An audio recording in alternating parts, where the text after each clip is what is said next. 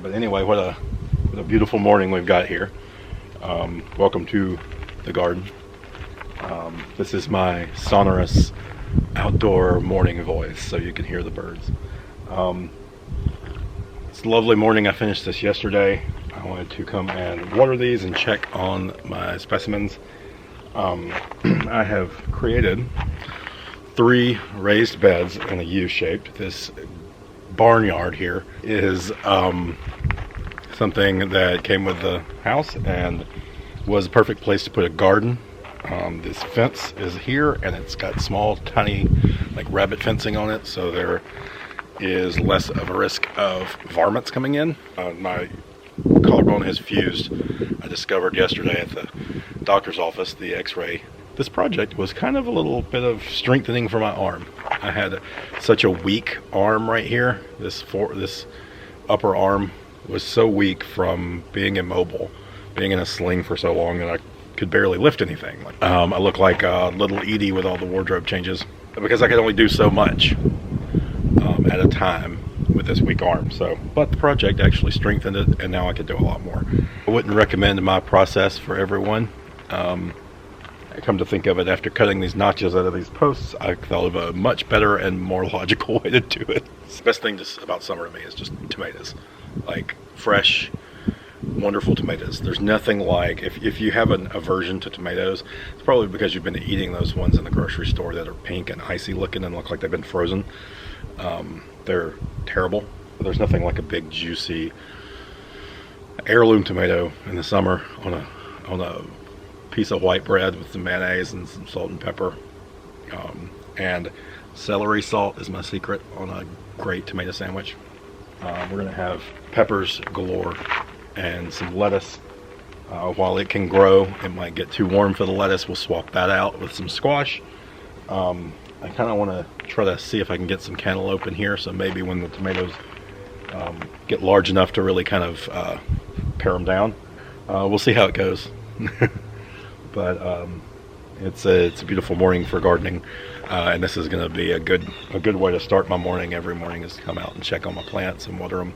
It's a nice pretty day here on the mountain. We are going to make raised garden beds today. We have this whole fenced in area where a horse used to run. A big draft horse was here before we moved in. So the ground is a little packed. It's got some gravel on it. I don't have a tiller or anything to kind of dig through this. And I'm used to container gardening. I did it in the city last year. You'll see from these photos.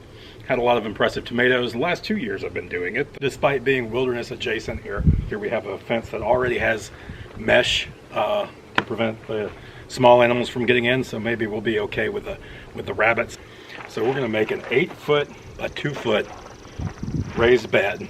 I'm making 3 of these beds because I want a big garden. We're going to use galvanized roofing panels for side, and we're using treated lumber. Originally I had this planned where it was all 2x4s and 4x4s. After looking at the lumber prices, I decided to look around the house and see what we had. I found some 1x6s. So we're going to use a mix of 2x4s. We have 2 2x4s and a bunch of 1x6s. You're going to need 12 feet of 4x4 posts.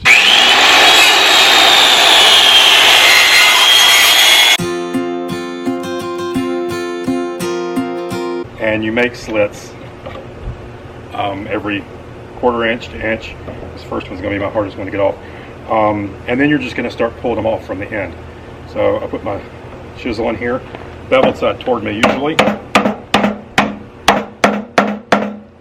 Put it in there and you're going to break it off. You're going to get some pieces that are in here. You're going to have to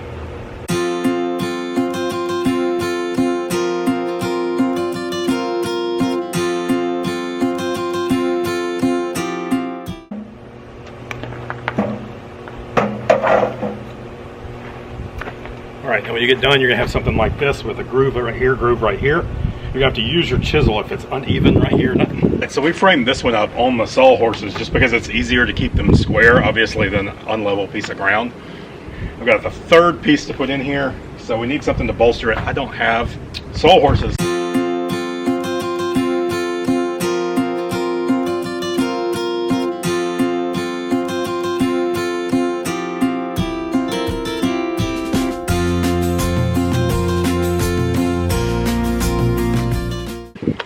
have 1-inch self-tapping roofing screws.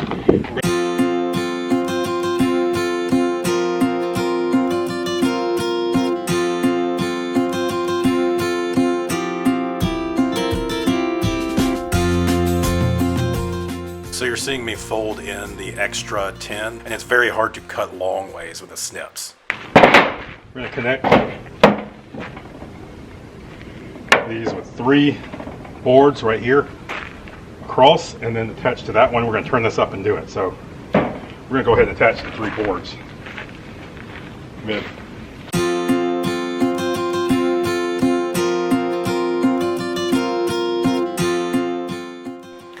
So I'm turning it up on its side to place the next piece on there. That's really a lot easier to align.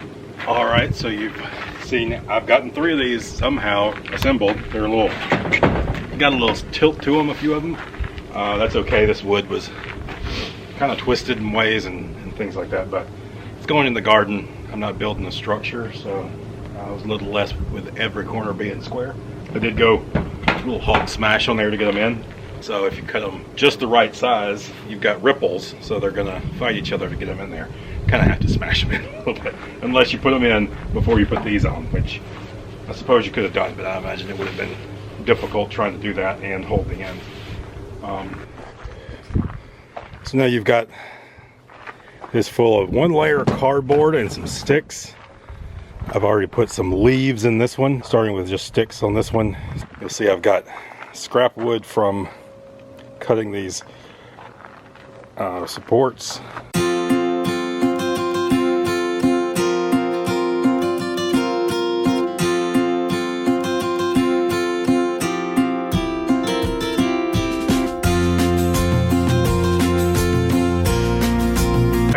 So we have filled this up with potting soil. They make this container bed soil. I would use that if you've got something smaller, or you want to fill it all the way up. This thing is just too big to waste all that energy. The bottom foot of this is really dirt that's not going to even be reached by your roots. And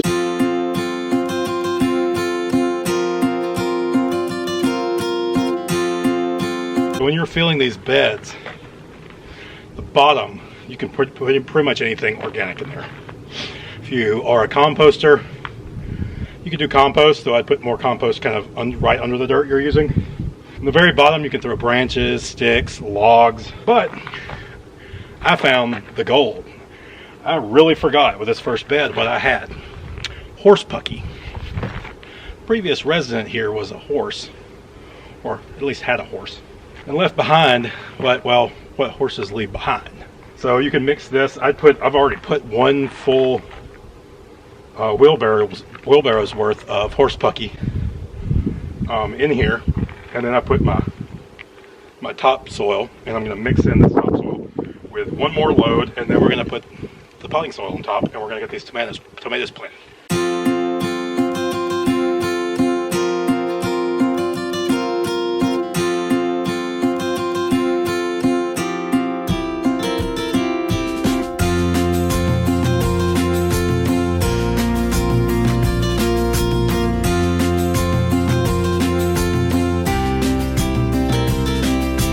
Alright, so a few days later, we've got some plants. They appear to be taking root. They're looking pretty, looking sturdy.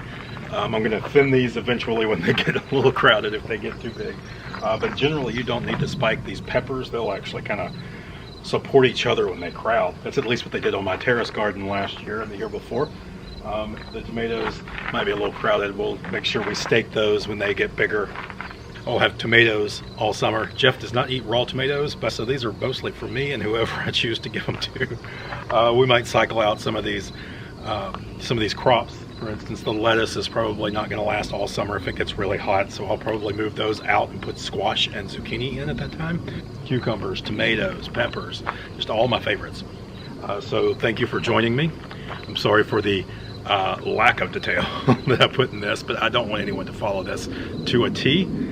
Since my arm was so weak and I got so frustrated with cutting these posts out. Thank you for watching. Hopefully I will share with you some bounty in the future. I'm about to set up an automatic watering system in the next couple of days. I'm waiting for some pieces to finish my automatic watering system, which is hooked to the Wi-Fi. I know that's cheating. I'm Richard McVeigh, the Butch Biscuit. We'll have some more projects this summer, hopefully, and a lot more produce.